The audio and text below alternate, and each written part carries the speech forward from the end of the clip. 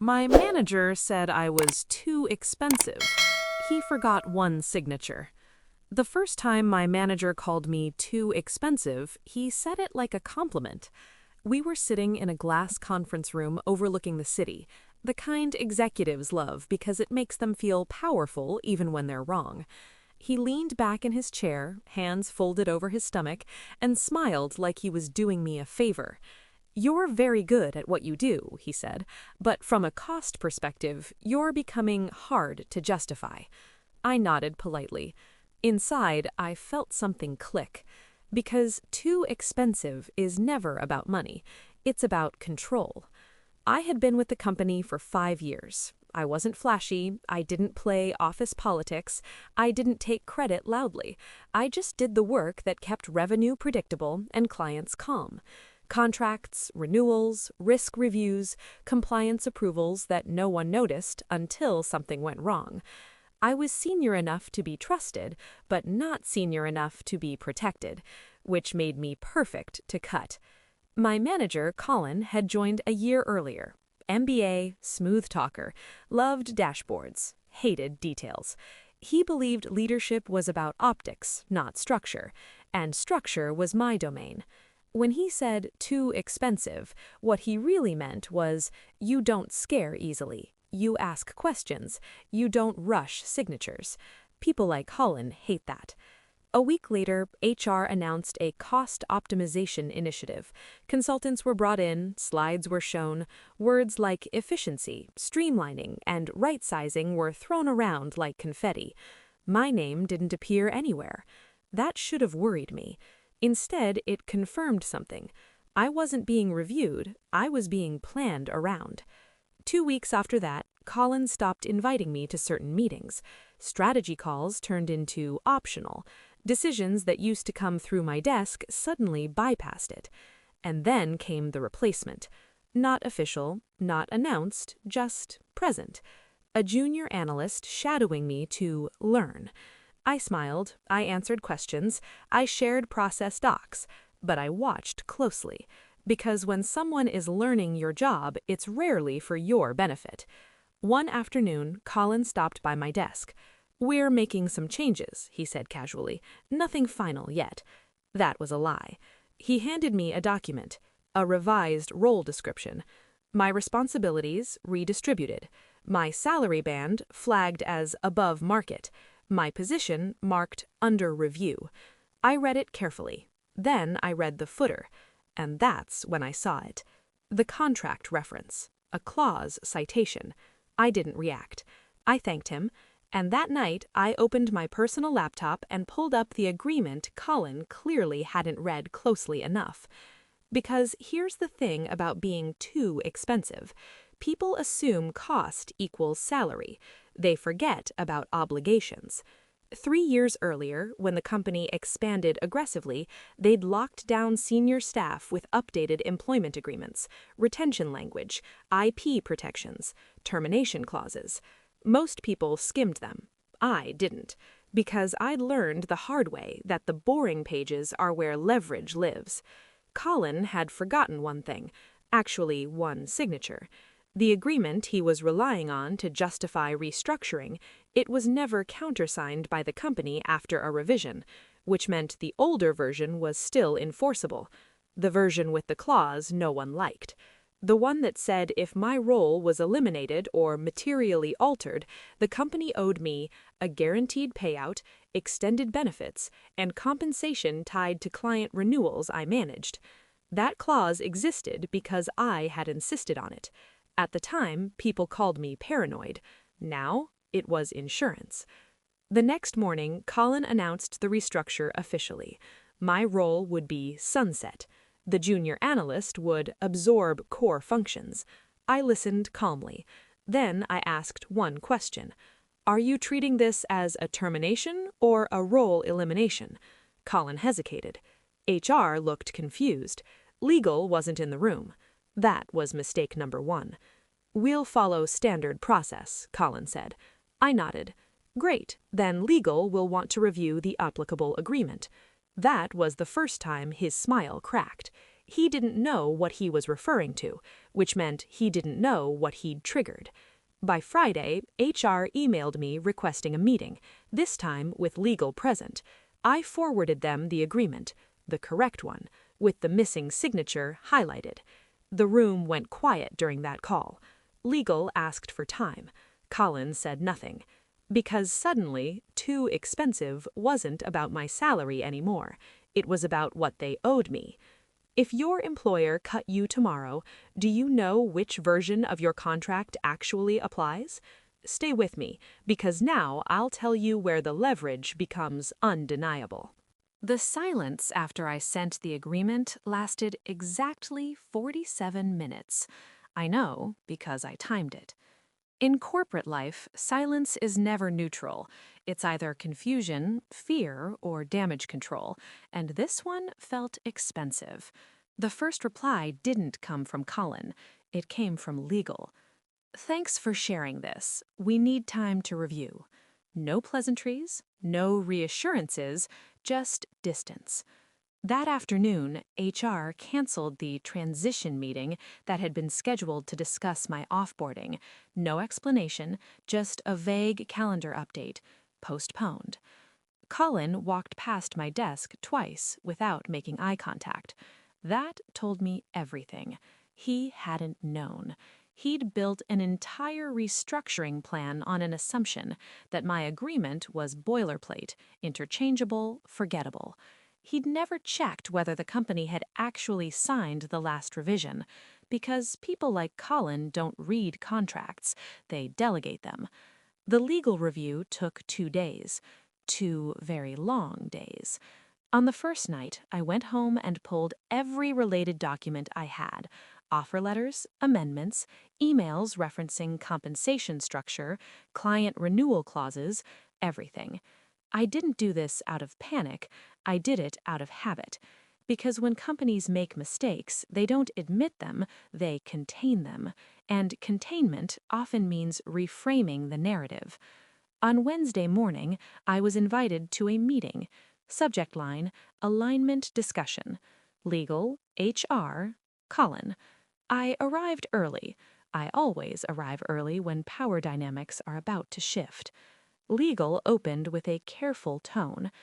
We want to make sure everyone's aligned on next steps, she said.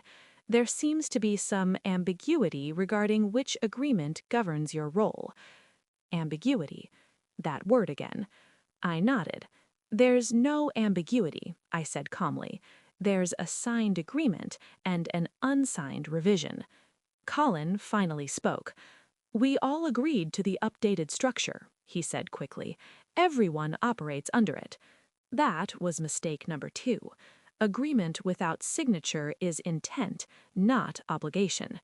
Legal shot him a look. The enforceable document, she said carefully, is the one executed by both parties. I slid my printed copy across the table, highlighted, tabbed, annotated. The clause sat there quietly, doing what it had always done, waiting. It outlined exactly what would happen if my role was eliminated, materially altered, or reassigned under a cost reduction initiative, which was exactly what Colin had announced. The room changed, not dramatically, subtly. HR stopped nodding. Legal stopped speaking hypothetically. Colin started sweating.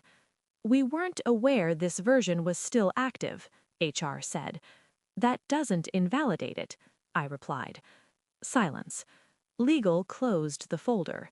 We'll need to reassess the restructure. Translation, they'd stepped on a landmine. By Friday, the consultants disappeared. The cost optimization slides were quietly shelved, and Colin sent me an email trying to reset the tone. I think there's been a misunderstanding. Let's pause and revisit scope rather than roles. Scope. That's what people say when they realize termination will cost more than retention. I didn't reply. Because by then, the company wasn't deciding my future, they were calculating their exposure. Late that afternoon, legal called me directly. We want to resolve this without escalation, she said. Escalation meant one thing: formal demand. I listened. They proposed an alternative, a role realignment, same title, reduced responsibilities, lower salary. They framed it as flexibility. It was actually damage control. I declined, because material alteration still triggered the clause. They asked what I wanted. I asked for time. That weekend, I did the math. If they terminated me under the agreement, the payout would be substantial. If they kept me, Colin's authority would be undermined. Either way, the restructure was dead. Monday morning, I sent a single email. Professional, brief. I cited the clause, outlined the triggering event, and requested confirmation of next steps. I CC'd legal. Not HR, not Colin. Just legal. Within an hour, I had a response. They wanted to negotiate. That's when I knew the signature wasn't the only thing Colin had forgotten. He'd forgotten that contracts don't care about optics. They care about execution. Negotiations didn't start with numbers.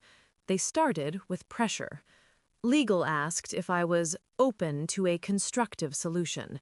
HR asked if I wanted to maintain a positive relationship. Colin asked if we could resolve this quickly. 3 versions of the same request. Please don't make this expensive. I didn't respond immediately, because the fastest way to lose leverage is to act like you're in a hurry.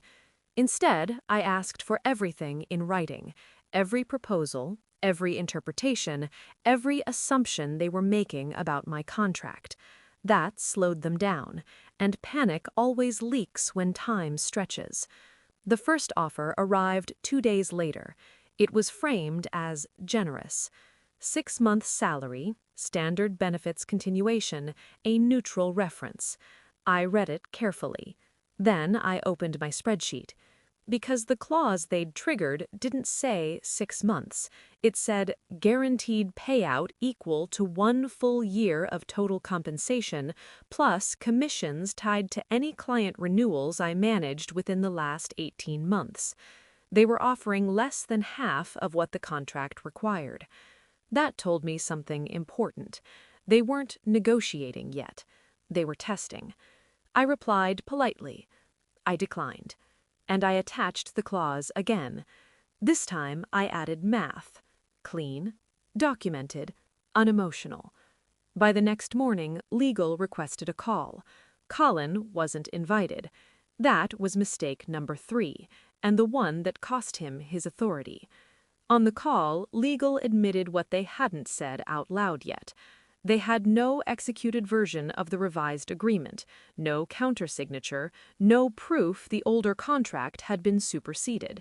And worse, the consultants had used the unsigned revision as the basis for restructuring recommendations, which meant the company had acted on unenforceable assumptions.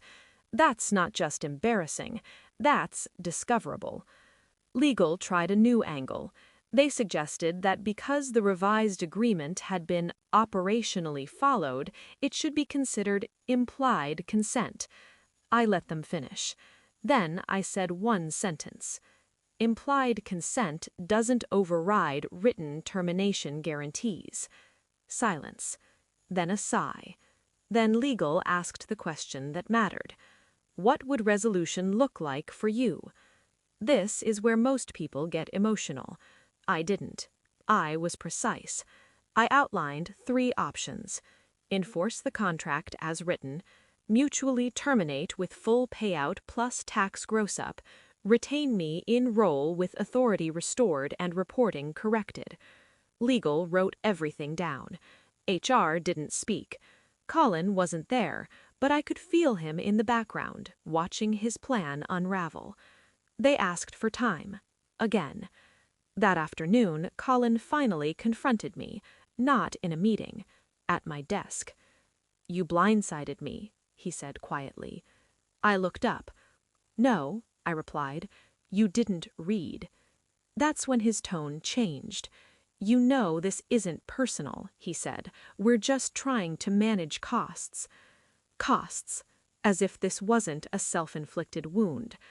I told leadership I was too expensive, I said calmly. Now you're finding out what that actually means. He left without another word. The next offer came fast, too fast. Legal emailed that evening proposing a settlement agreement. They wanted to terminate immediately and pay out 9 months of salary, waive certain clauses, and include a confidentiality provision. They also asked, casually, if I'd be willing to sign a retroactive acknowledgement that the revised agreement had been intended to apply. That was the mistake. Because asking someone to retroactively validate an invalid document is an admission. I forwarded my email to my attorney. She laughed. Then she drafted my response. We declined the retroactive acknowledgement. We countered with full contract enforcement. We added one more line. If they attempted to alter or destroy records, we'd escalate. That changed the tone instantly. By the end of the week, Colin was removed from decision-making authority on personnel matters. I found out because HR accidentally copied me on an internal memo. Temporary reassignment. Effective immediately. People don't lose power loudly. They lose it quietly. The company, meanwhile, was in damage control mode. They couldn't fire me cheaply, they couldn't keep me without undermining Colin, and they couldn't rewrite the contract without my consent. That's the position everyone wants, and almost no one plans for. Once money enters the conversation, honesty leaves. That's what I learned during the 4th week of negotiations.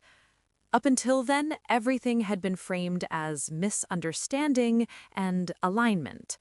Once legal confirmed the company's exposure in writing, the tone changed completely. They stopped talking about roles. They started talking about numbers. Legal requested a final meeting, executive level this time, not HR, not Colin, people who actually signed checks. The invite came with a carefully neutral title, Resolution Discussion. I smiled when I saw it, because resolution only happens when one side has already lost. The conference room was different from the others, bigger, quieter, fewer windows, the kind of room used when conversations shouldn't travel. 3 executives, legal, HR, no Colin. That absence said everything. Legal opened with a statement, not a question. We want to close this cleanly, she said. Translation, tell us what it will take. I didn't speak right away. I let them feel the silence, because silence is expensive in executive rooms. They presented their revised offer, full contract payout, benefits continuation, accelerated commission payments tied to renewals I'd managed. It was almost correct. Almost. They'd excluded one thing: equity participation from a client expansion project I'd structured, one that hadn't closed yet, but would within the quarter. I pointed to it on the spreadsheet. That's missing, I said. Legal hesitated. That project wasn't finalized at the time. It's governed by the same agreement, and it was materially initiated under my role. One executive leaned forward. How much are we talking about? I told them. No emotion, no justification, just the number. The room went quiet. HR swallowed. Legal closed her notebook. One executive muttered, "That's significant." I nodded. So is rewriting contracts without signatures. That was the moment they stopped negotiating. They recalculated. Excuses disappeared. Within 10 minutes, they agreed to include the equity component, with one condition. They wanted a non-disparagement clause. Broad, aggressive. They wanted silence. Not because I'd done anything wrong, because they knew Colin hadn't. I agreed, with limits. No restrictions on future employment, no restrictions on factual statements, no restrictions on cooperating with regulators or auditors. They accepted because they had no leverage left. By the end of the meeting, the numbers were final. The total payout exceeded what I would have earned staying another 3 years. And it wasn't just cash, it was timing. Lump sum, accelerated vesting, immediate severance. Money now is power later. Before we stood to leave, one executive asked a question that revealed more than he intended. How did this get past us? I answered honestly, because no one thought the boring details mattered. He nodded slowly. Colin found out that afternoon. Not from me, from legal. I heard because a colleague texted me. He cleared his office. No announcement, no farewell email, just absence. The next morning, HR sent a company-wide update. Colin has decided to pursue opportunities outside the organization. Decided. Sure. That afternoon, legal emailed me the finalized agreement. I reviewed it line by line, every clause, every definition, every signature block. This time, everything was executed properly. I signed. The moment I did, the pressure evaporated. No more emails, no more meetings, just confirmation of payment schedules. Walking out of the building that day felt different than any resignation I'd experienced. Not relief, completion. Because this wasn't a departure, it was a correction. They hadn't let me go. They'd paid to fix a mistake. The moment of truth came when I walked into the office that Monday morning. My heart was pounding, but it wasn't fear. It was the kind of adrenaline you feel when you know all your careful preparation is about to pay off. Weeks of planning had led to this, a single, critical signature that no one expected me to secure. My manager had underestimated me, as he always did. He assumed I would cave when he called my rate too high. He assumed I'd never navigate the bureaucracy to finalize the contract on my own. He was wrong. I carried the contract in a folder, neatly organized, each page initialed, every term clarified. I had double-checked the client's internal approvals, and yes, I had the elusive final signature from the department head he never thought I could reach. The client's office receptionist looked at me curiously as I walked in, but I smiled, offered a professional greeting, and handed over the contract. Within 10 minutes, everything was finalized. The contract was binding.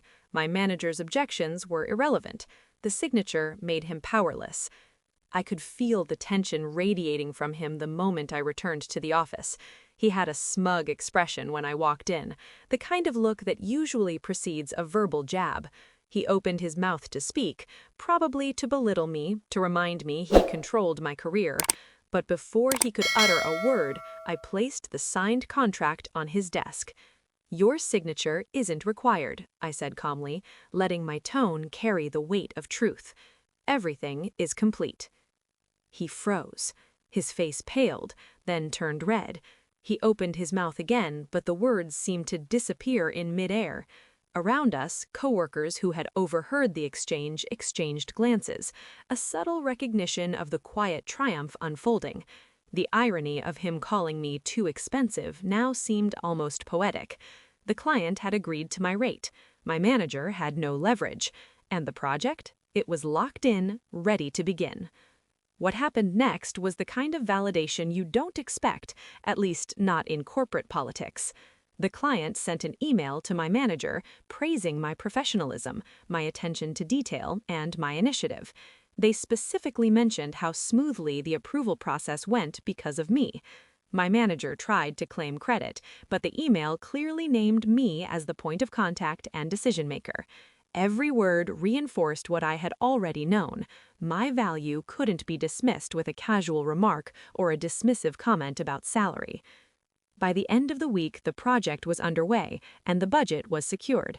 I reviewed the numbers one last time, smiling at how the financials had turned in my favor. The approved rate meant I would earn more than double what my manager had originally offered me, and that didn't include the performance bonus attached to the contract's success. Every hour I spent navigating approvals, gathering signatures, and maintaining client communication had translated into tangible, measurable value he had tried to dismiss. And the best part? The signature that secured it all became my silent revenge. My manager's earlier dismissal of my worth had been recorded in internal emails. When senior leadership eventually reviewed the project's successful onboarding, the contrast was undeniable. Here was a manager who underestimated an employee, whose skepticism almost cost the company a major deal. And here I was, quietly proving not just my competence, but my irreplaceable value. The victory wasn't loud. I didn't need to gloat. I let the results speak for themselves. And yet there was a subtle satisfaction in watching my manager squirm in meetings, his earlier confidence eroded by the proof that he had misjudged me. It wasn't revenge in the traditional sense. It was the kind of life-changing triumph that comes from doing your job better than anyone else could, even under undervaluation and skepticism. By the time the project wrapped, the financial reward was substantial. The base pay, bonuses, and client incentives compounded into a sum that not only exceeded my expectations, but also opened doors for future opportunities. Other departments took notice. Offers for consulting roles, leadership positions, and higher pay began circulating quietly within the company. I had leveraged a single signature, a minor detail ignored by a manager blinded by his own arrogance, into career-changing financial leverage. The moral was clear. Value is recognized through results, not opinions. Finally, I took a moment to reflect. I remembered the earlier conversations, the dismissive comments, and the subtle threats about budget concerns. I thought about how easy it would have been to feel resentment or bitterness. But instead, I felt empowerment. The signature hadn't just finalized a contract. It symbolized everything I had worked for: preparation, patience, and self-belief. No one could take that away. No one could undercut my worth. And that realization, more than any bonus or contract, was the ultimate reward. Lesson learned. Never let someone else define your value, especially when you can prove it yourself. A single overlooked detail, a signature ignored, can become the pivot point that changes everything. And if you play your cards right, it doesn't just benefit you, it transforms how everyone around you perceives your competence and your financial worth. If you've ever been undervalued at work, remember this: your preparation and initiative are your greatest leverage. Don't wait for recognition, create it. Subscribe now for more stories of career wins, financial triumphs, and clever victories that inspire action.